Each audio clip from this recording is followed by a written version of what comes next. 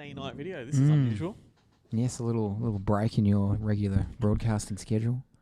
We're going to discuss documentaries, I believe. Are we? Yeah, we are. Yeah. Why is that? Yes, indeed. Because I'm going to get this off my chest, Glenn, viewers. I'm a big Beatles fan, aren't we all? The new Peter Jackson film, what an excellent filmmaker, is making a film about the Beatles' last album to be released, Let It Be. The film is called Get Back. It's featured all this amazing new restored footage that we've never seen. He used the same technology that he used for We Shall Not Grow Old, which was amazing. Phenomenal. To restore the boys, just 4 lads from the docks. And it was scheduled for September release via Disney, who are distributing it. And they have decided to delay it by a whole year. A year? A year for a doco. Now, you made a good point. That it is the Beatles, it is Peter Jackson, so it's probably going to have a bit more box office bang than the average documentary. But I'm still pissed, man. To delay it, I'm actually more upset about this than Bond. This has been a bad year for you, mate. It's like, I remember when they cancelled Bond, I'm like, all right, at least I've got the boys, I've got the Beatles, this brand new doco to come out. They were going to release the album again, the 50th anniversary. The timeline's been thrown out of whack, mate. Bond, Beatles, Brollies. Like, it's been a bad year for you, mate. You dog. Everything gets delayed. I'm really disappointed. So I do understand the box office appeal. I imagine that the Beatles record company, because they wanted to re-release the album, probably had something to do with it. Okay. But I still think a doco belongs on home entertainment sometimes. So that inspired you to want to talk about docos? I guess so. Clutching at straws? We'll just try and make myself feel better. Okay, so what's one of your favourite docos? The Beatles Anthology. Which I'll be rewatching. I'd say... This guy's pushing for so much Beatles content. Yeah, I am. No, aren't we all? Now, favourite docos, I'm going to go The Fog of War. That's a good one. It's a brilliant doco about Robert McNamara. Yep. Fascinating. Confronts a very controversial figure in history, obviously Secretary of Defense, Vietnam, all this stuff, but treats him with a sense of integrity, but also honesty. McNamara is fascinating. You can see this guy. He's honest, but he's still trying to grapple with the consequences of his actions. Yep. Whereas he's seen the one that he did on Rumsfeld, which is just complete fizz because he's such a shady character. Yep.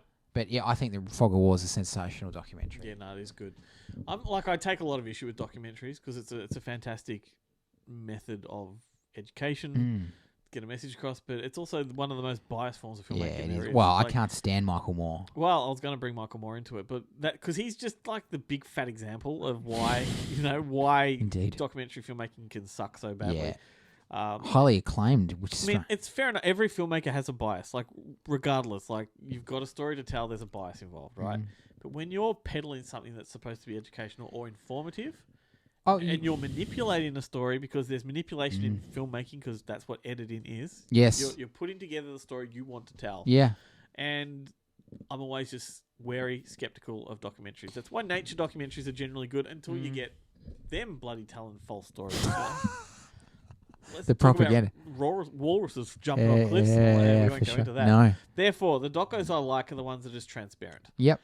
For Summer last year was one of those, where that was simply a journalist living on the Gaza Strip during the siege. Yep.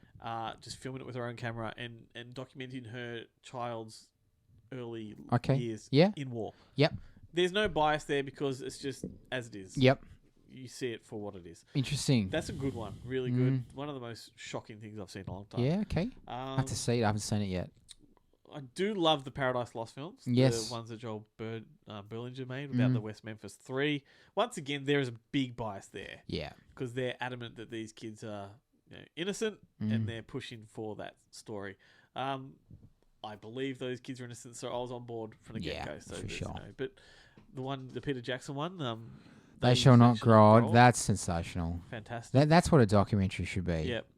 Hoop Dreams is a good one. Hoop Dreams is a classic. Yeah, that's a brilliant film. This new Jordan doco kind of inspired me to sort of see some of that again. That's a great film. I like good behind-the-scenes filmmaking docos. Mate, you know where I'm going. I was waiting for this. Go on. Hearts of Darkness. Yep. Oh yes. Oh yes. About the making of Apocalypse Now. Yep. All-time classic filmmaking documentary. Incredible. Fascinating. It is...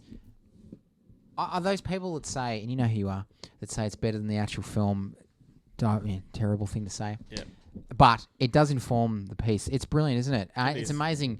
Obviously, you need a good story, which it does have. That making that's crazy. But you got Hopper. You've got Coppola. I think what makes the film so special too is the personal attachment, because it was directed by Coppola's wife, who was shooting this stuff intimately. You know, well, she secretly recorded all his rants where he talks about killing himself and he thought he was going to get an F. Like he's like, when you hand in your paper at the end of school, and his wife's like, you might only get a B, and she's like, no, but I'm going to get an F. Like he was so adamant it was going to fail.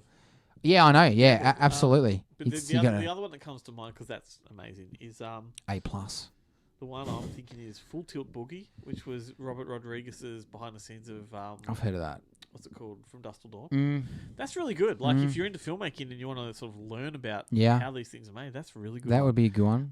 It's just a fly on the wall behind the scenes. Yeah. You got Tarantino, George Clooney, Juliette Lewis, Harvey Keitel, the boys, Tom Savini, like they're all there. Yeah, that's a good one. Battle Over Citizen Kane is fascinating doco. Yeah, it's really good. I love the Woody Allen doco. Oh, that's a good doco. That 3.5, 4 hour doco. That's a really good one. I think that sort of answers a lot of questions that people don't want answers to. Yeah, for sure. Yeah. No, it definitely takes away some of the cynicism. What else? Trying to think of exciting documentaries. I'm thinking of Black September. Yeah, that's good. Made about the Munich Olympics, narrated by Michael Douglas. That's a great doco. That's like a thriller. That plays like a good thriller. Obviously, I've talked about Senna, but I love Senna. Icarus. That's a great doco. Recent one. I know the one you mean. I haven't seen it. Brilliant about the doping under the Russian doping scandal. Yeah. Exactly. Yeah. Yeah, that's brilliant. And like the whistleblower, this mad Russian doctor, is incredible protagonist. Citizen 4. Yeah. I didn't like that. No, I didn't enjoy that one. Okay. I just don't like the story. Yeah. Okay. The whole Snowden don't like story. Snowden as a figure. I don't have any kind of opinion of him. I'm just not interested. Yeah. Okay. Interesting. I like retrospective docos of figures like Life Itself, the Roger Ebert doco. Yeah, that's a good one. That was really fascinating. Beautiful doco. That was really revealing about Roger. It was also very. He had his heart on his sleeve. He opened up about his own demons. Oh, he did. No, he's very transparent, which surprised me. Yeah, because he was a very polarizing figure. He was. Now, I know we discussed Martin Scorsese many a time, but his documentary on Bob Dylan, No Direction Home, what a stone cold classic. Amazing. Check it. There's so many docos out there. There is. Shower? Yeah. Shower.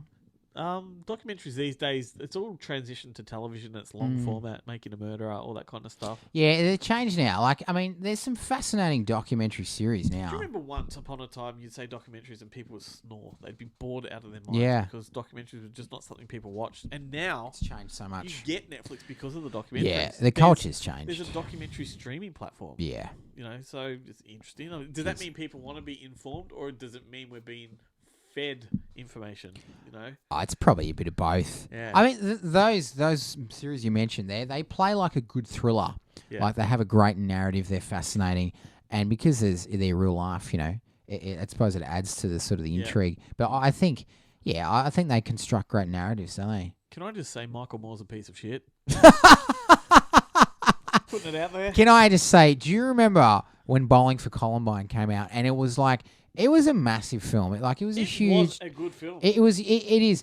Having said that, though, the scenes with Heston, the ending of that film for me is inexcusable. Yep. You could get away with showing the footage of Heston at the IRA convention. Yep. Sure, he was in a public setting, but to go to his home and he leaves the picture of that girl or whoever who's been killed by gun violence. I'm like, you were not kidding anyone there, man. That is just terrible filmmaking. Yeah, and I think because the problem with Michael Moore, and I'm gonna get angry. All right, you are. I'm not. No. Bowling for Columbine's a good film because it's exposing an issue that most people agree with in our side of the world. Yes, and it was we watch it agreeing. We watch it going, this is obvious to us, right? Whereas in America, it's a different story. Yeah. And I forgave the manipulation because it's clearly a manipulative film, right? Oh, it is. Clearly.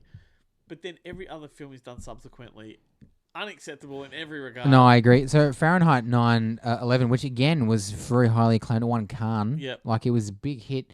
I think it was the highest grossing doco at that time. Yeah. That's a terrible film. Yep. It's like, those what do you call those guys that feed fat women, like feeders?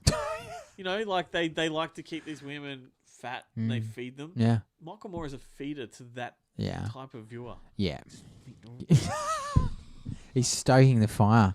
Yeah. No, he's not a good filmmaker. I mean, subtlety is a filmmaking value that I but he's put a been lot of. caught out so many times. Yeah, I mean, he's not. He's the opposite of subtle. But I just Bowling for Columbine. I think it's fascinating. There's some good parts in that film for sure. But the fact that I still think that Heston thing, and I'm like, he's just an easy target. Like you're just using him as a scapegoat, I guess, for something he didn't have anything to do with. He only targeted him because of that cold dead hands. Yeah, and because he's a famous person. Yeah. I mean, I'm sure Charlton didn't lose any sleep. Wonder how many people were pissed off with this one. Not that I like Charlton Heston though. No, I don't either. I mean, the man was a dog. Yeah. And you can tell that. Anyway. And interestingly, though, one of Charlton Heston's final films was Alaska. Yeah. Which was like an anti-gun film. That's bizarre. It was directed by his son. Yeah. And he played like an evil poacher. Interesting. Who's got armor to the nine. Maybe he thought he was the protagonist. Yeah, he was duped. That's right. Classic. His son pulled a fast one. Is that the doco you want to finish on? Oh, I think so. I mean, Beatles Anthology. All right, there we go. Boom. Yeah, that's it. Let's talk about some Beatles docos. Yeah, of course. Yeah. Well, there's a great one from the 80s called The Complete Beatles, narrated by Malcolm McDowell. Yeah. Not the best. I saw some of this film lately, and I wish he had have done his narration as Alex DeLarge. It would have been amazing. But there's some good ones. Let It Be is obviously a good doco. The Beatles' first US visit. Yep. That's a brilliant doco. That's just a fly on the wall their first 2 weeks. That's definitely amazing. Agree. Oh, far out, man. I mean, the Beatles Anthology is the mother of all. I think the Beatles Anthology is exceptional. I think that would be I know it's not a film documentary because it was made for TV, but that's probably my favourite documentary film. I watched that each week when it was released. I remember how excited I was. It was amazing. Oh, it was huge when it came out, wasn't it? Because they got together and they did the songs. They finished Lennon's tracks off. I must admit now, I revisit it every now and then. I tended to sort of jump to like the second or third volumes. Yeah, or when it hits 65, you get the Bahamas. I think it's really good. You get Shea Stadium. That footage is amazing. You get all the Philippines stuff.